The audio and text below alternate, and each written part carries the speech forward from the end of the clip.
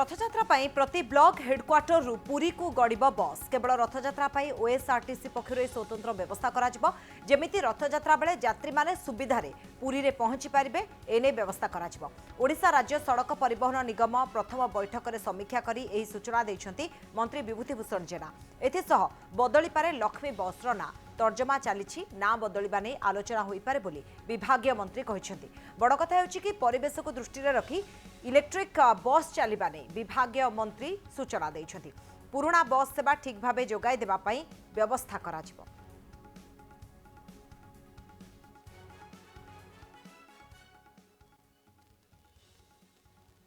सबुठ बड़ कथा होछि एबे रथयात्रा रे प्रति ब्लॉक रु बस गड़िबो प्रति ब्लॉक रु बस आसीबो परिवेश पर्यावरण पई इलेक्ट्रिक बस सेवा आमे इलेक्ट्रिक बस सेवार मध्य एबे इंट्रोड्यूस करिवु पाखापाखि आकलन करा जाउछि बहुत बस सेवा मिलिबो एवं सबुठ बड़ कथा होछि जे हम ओडिसा रु प्रमुख देशर प्रमुख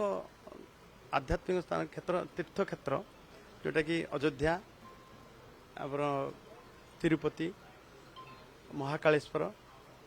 वाराणसी एभलिया वृंदावन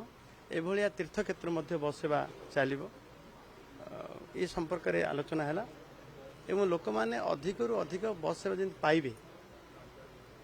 एभली कि आज निष्पत्ति है जमती कि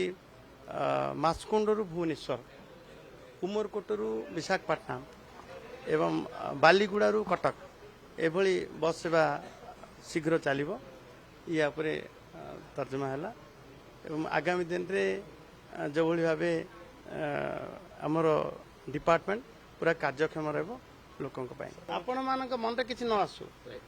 जे नुआ सरकार को बस सेवा बंद करदे किसी एमती नहीं लोकों को बस सेवा मिल ये निर्भर प्रतिश्रुति आम सरकार हो पारे ना ना रु कौन मिल